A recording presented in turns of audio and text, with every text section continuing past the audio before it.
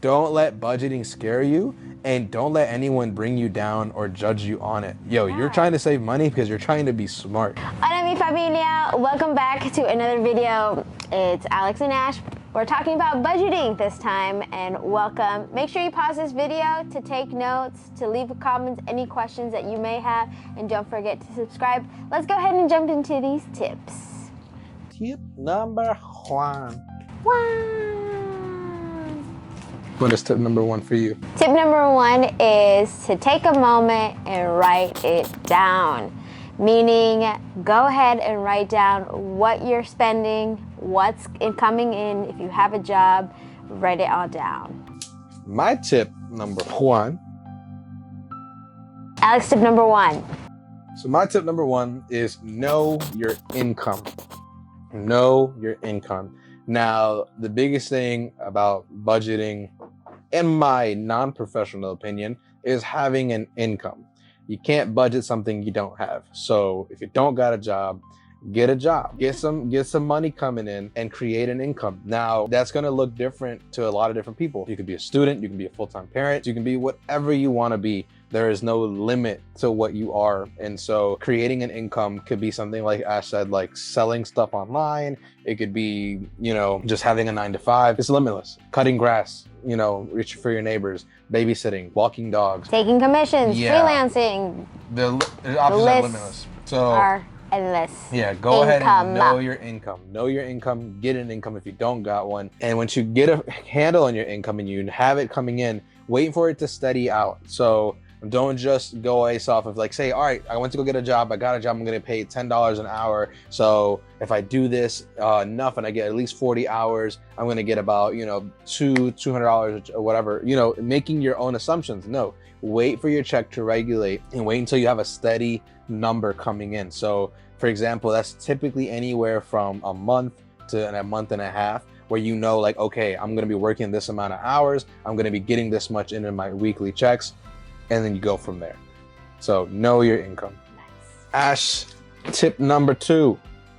My tip number two is to reduce, AKA sell your stuff, reduce your cost of living, reduce your cost of spending, reduce. If you can reduce, that means you're spending less money, AKA more money in your pocket. We have a link down below. If you don't already have a place to sell your stuff, we sell our stuff somewhat on Mercari.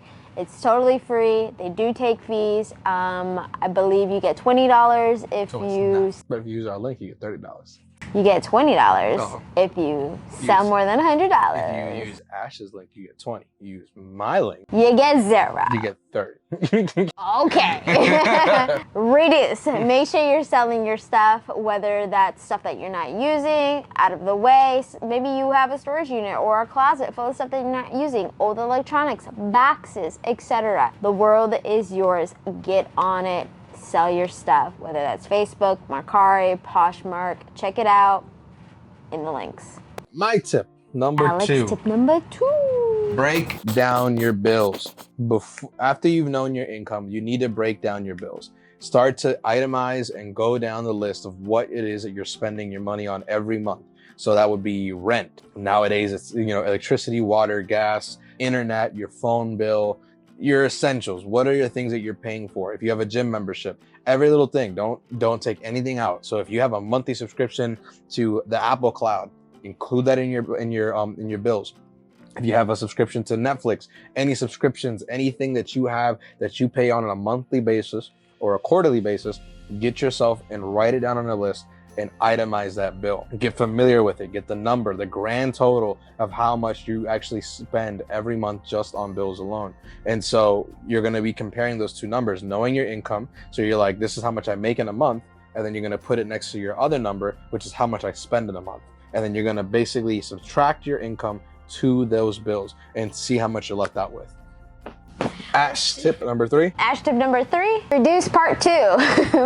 Reduce your bill, AKA your costs. So if you can call, I don't know if you have cable, your subscriptions, your app, things that you have on a recurring weekly, monthly, yearly basis, reduce those. Call this company up, cancel stuff that you're not using or you can live without that aren't necessity based.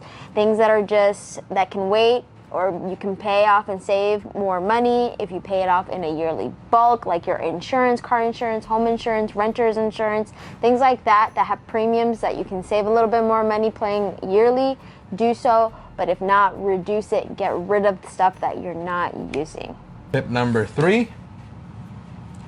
Well, my number 3 actually connects with yours. Mine is, what can you cut? It's just like it sounds like. You already have your income. You know how much you're going to be making. You know how much you're going to be spending. What can you cut from your spending? A lot of times our income doesn't meet the needs of our bills, or we're left over with almost close to nothing. So a lot of times we're left knowing that my income isn't enough for my bills, or my bills are basically leaving me with maybe 20 bucks at the end of the month to spare. What can you cut out of your bills? For example, if you have any subscriptions or anything that you're not using on a consistent basis, those are probably things you can live without and cut out of your actual monthly bills. Not only that, but look at all the things that you're spending money on. Can you get a reduced rate? Can you get a reduced version of it? And something that a lot of people don't look into is actually discounts. Does your employer offer discounts on certain products?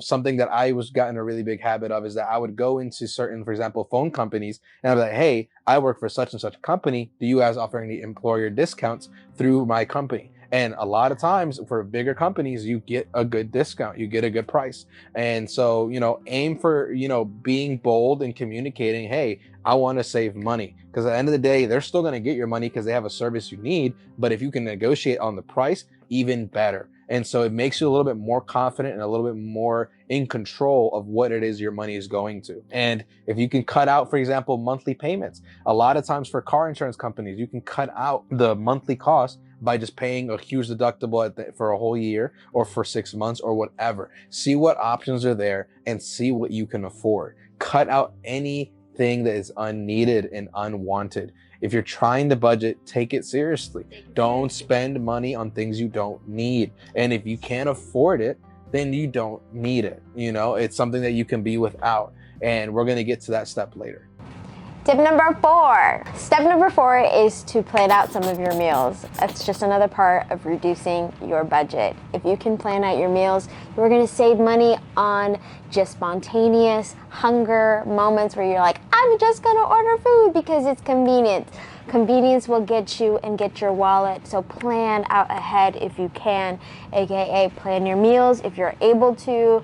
Take an extra trip to the grocery store, plan out what you're gonna eat that week, or if you're going somewhere, eat beforehand, make plans for those moments so that you're not caught off guard. Rice and beans and noodles. Yes, exactly. For sure. Tip number 4. Step number 4 for me is save. After you've made your cuts, you have a little bit more wiggle room with your money.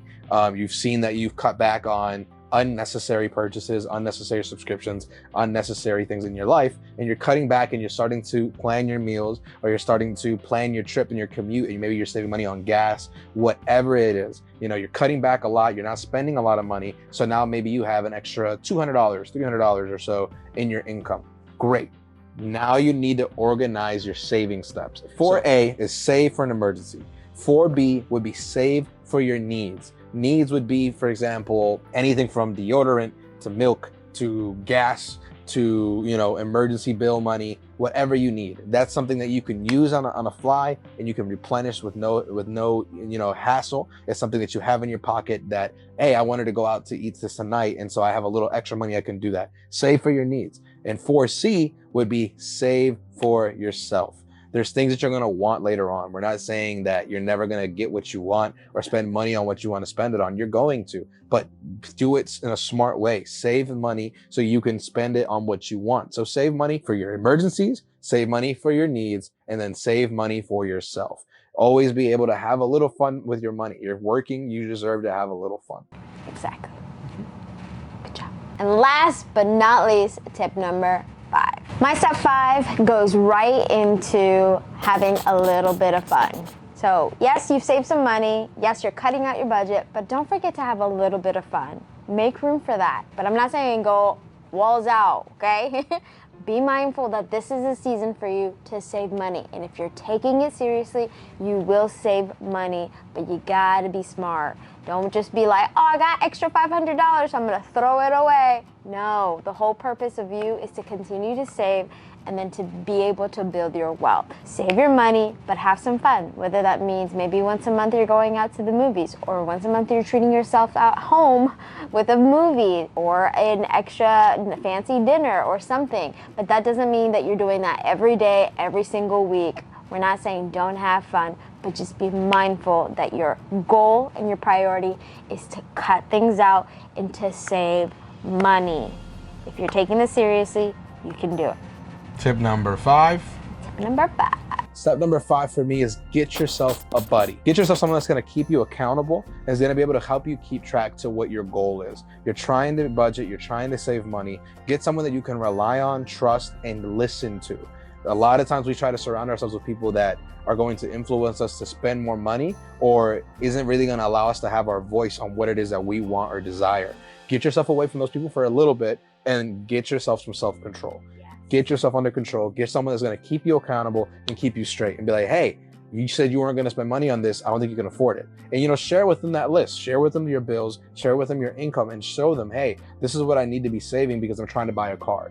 This is what I need to be saving because I need to buy a house. I need to get an apartment. Talk to a parent. Talk to someone that you have that's close to you. And everybody has somebody. You're going to find somebody. If not, you need to go make a friend. And that's going to be a different video for another day. If not, connect to our Discord where we can help you to literally be your accountability buddy. Yeah. Like, save your money. Why are you spending money? Don't do it. We'll be those people. If you need that person in your life, we can do that for you in the comments. To be like, stop sending your money, Johnny, Mark. 6. My tip number 6 is it's gonna take time.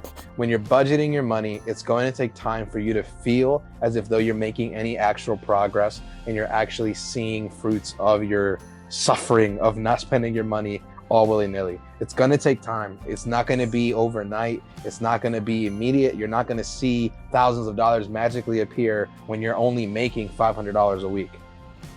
Have perspective. It's gonna take time. It's gonna take a little bit for you to actually build up on that, and it's gonna take an even longer time for you to break out of your habits of buying on impulse and shopping when you're not supposed to, or, eating out when you don't want to. It's gonna take time. It's really gonna take time. So, that's where having that buddy really comes in clutch, and it really helps you stay accountable and stay true to yourself and true to your routine. So that's my step number 6. We were struggling for a while when it came to our income and trying to manage a budget and have like some type of, accountability with our money. We would get a lot of money, but the money would fly out just as fast. And so it was actually up to Ash to do her own research and be like, yo, we need to change this and we need to fix it. So how was that like for you? It was funny because how I came about it was just a struggle. I knew something had to change. I think it was realizing I'm tired of being sick and tired of being broke. Nothing is sticking and we're not making progress. We're like stuck in the mud. Our wheels are turning, but we're not going anywhere. Yeah. We're just spinning in the mud. And so I knew someone had to change and it sucked, but that's when I threw myself into the rabbit hole of hearing about what we could do, where to start, how to budget, what is budgeting, what do we need to do, and then ultimately gaining all that information and then trying to drag him into the hole and being like, we need to change. What was your resources for all the stuff that you looked into? Like, where did you start? What was the first steps that kind of got you into researching budgeting and learning about money? So the first thing for me personally was to listen to those who have already done it. So mine was Dave Ramsey, listening to his program because he's a multimillionaire, has been teaching courses for years on years, and breaks it down super simply. Yeah. Now I'm saying that he is the only way, he was a great baseline for us. He was great for us because the belief system that he has, the method in which he taught, and the way that he broke it down was definitely simple, easy to understand, and it was practical. It was practical. And so, and I'm not going to tell you that we immediately jumped on it and we were good. No, Ash did a lot of research. She armed herself to the teeth with information, with resources and stuff like that, because the person she was going to go and convince was me being hard-headed, being, you know, the person that I am about I it. had definitely had to prepare the presentation beforehand and be like, look, we're going to get on this board because we suck at money and we need money if we have these dreams and goals and visions. And we have now a child in this world, and I want a successful life for him. I want a future. So, and you know, a big thing about that is that we, at least for myself, I know that my problem was I knew how to use my money. The thing was, I wasn't using it correctly, if that makes sense. So like, we had money and I had income. I knew I could make an income. I knew I could get money. I knew I could save up to buy that one thing that I really wanted. But when it came to these bills and debts that we had that I had never been, you know, taxed with having to deal with, I had never had that. I had never had any type of troubles with like owing people money. So I never really had an issue with, you know, with that. And so I did have a lot of bad habits I needed to break. And so when I started having to be confronted with those bad habits, I was like, dang, this is not right. I need to fix this. I need to pay back who I owe. I need to, you know, even people that I didn't think I felt like I owed them anything, I like immediately was like, no, I owe this person. And I put myself into this really dark hole of being like, I need more money to be able to give away all this money to people I owe, all these debtors, all these collectors, all these friends, all these families that are helping us out and like, you know, had given us this product. Now I owe them money. And so it went from like being careless and free to then being like super stressed. And I think that really kind of put me in perspective, and it really changed the way we dealt with money, because main thing was we were paying bills on time when we could. And when we got to the point where we weren't in charge of our money, when we weren't focused on our money, oh my God, things went really bad, really fast. Yeah. And so story for another day. It really is. But I think that for us, I think for me, what was really conflicting was that, man, we're making this money and I have all the right intentions. I want to pay off these debts. I want to get out of debt. I don't want to owe anybody anything. I want to be right, but I can't handle it. Like, I don't know how to do this. And so what ended up happening was like, I would get money and then I would be like, I need to rush to pay all my bills. All right, cool. My next check, I'm good. I'm bill free. But now I need to buy groceries, and then I need to buy diapers. I need to buy wipes. I need to buy this. I need to buy that. And then the next check, and it's like, you're just never really getting out. And then suddenly you get that first call from a collection agency. Hey, you owe us like 2 G's. It's like, I make 2 G's in a month. You want me to give you my entire month's income to come out of that? And I mean, hey, we've done it and we've lived it where we were, you know, chasing the tax credit to be able to come back and help us out of a hole. We were in the position where we were hoping and depending on, you know, things that investments that we had made that were going to pay us back, or people that, you know, owed us money that they were going to pay us back. And then you start putting your trust in a lot of things that you have uncontrollable variables in your life that you're putting dependency on. And then you're gonna start, you know, getting desperate. I'm gonna pull from this credit card to pay that credit card. I'm gonna pull from that credit card to pay this thing, and I'm gonna pay that and this and then that. And it's like, it's all this money that you don't even have. Exactly. Like, you don't even have that money. Exactly. So why even put yourself in that issue? Exactly. So from one stressed out goofball to another, please, please, please, please, get yourself an accountability partner. After you've decided that you want to make a budget and actually stick to it, get yourself someone that's going to keep you in line. Be like, yo, what are you doing with your money, my guy? What are you doing? Like, let's get it right. Exactly. And the fact that if you're watching this to this point in this video means that you're taking this seriously and that you recognize that there needs to be a change. So if you're serious about that change, get an accountability partner. Who is that person that you already talked to and say, hey, this is my goal, this is the purpose that I'm on, this is the road that I'm on, and I need accountability. That means just checking in on me, holding me accountable, being like, are you doing the thing that you said you were gonna do? Yeah. Have that accountability, because it goes a long way. And the same things with different areas of your life. But right now, budgeting, that is where you need. Yeah. And I feel like that's a lot more self-control than anything else. Oh, it's just mainly self-control. To be like, I'm not gonna go buy a new pair of shoes to match my new fit. Like, to not be like, oh, someone just gifted me something just like, I used to do that too. Like, if I ever got like a gift and that gift was incomplete, I had to go fulfill it. Like, I had to go finish the set. And that was a perfect example of Funko. Like, with our Funko Pops, I did not want to go in that path. I knew, yeah, I was like, I don't want to go down this rabbit hole of collecting Funko. And then I was gifted my first Funko, Super Saiyan Trunks, San Diego Comic Con. And so that was my first Funko. And when I got it, I looked at him in the face and I was like, I hate you with all of my heart. And he was like, what do you mean? I was like, why would you buy me this? This is not what I want. And I was confident enough to be like, we had already started our semi journey of trying to budget and be responsible. And so I knew this was my downfall. Like, this is going to be where I struggle. Yeah. And what happened? With the extra money I had, I was burning it on Funko. Everything I could possibly do. And because I'm such a big influencer, influenced her into it. And she's like, well, why can't we collect these pops? And then Lilo holding the camera was your first pop. And we went down that hole. And so anyone that really knows us knows that we have a massive collection. And if you ever want to look at it, look at this book right here, made by none other than our friend and our beloved Mark. Links in the description. Go get it. Don't let budgeting scare you, and don't let anyone bring you down or judge you on it. Yo, you're trying to save money because you're trying to be smart. And hey, maybe you're really good at money. Maybe you are, for whatever reason, gifted. This is not for you. And we are not by any means any type of professionals. We are not trained. We are not nothing. We're just telling you from our experiences as young people, this is what we went through.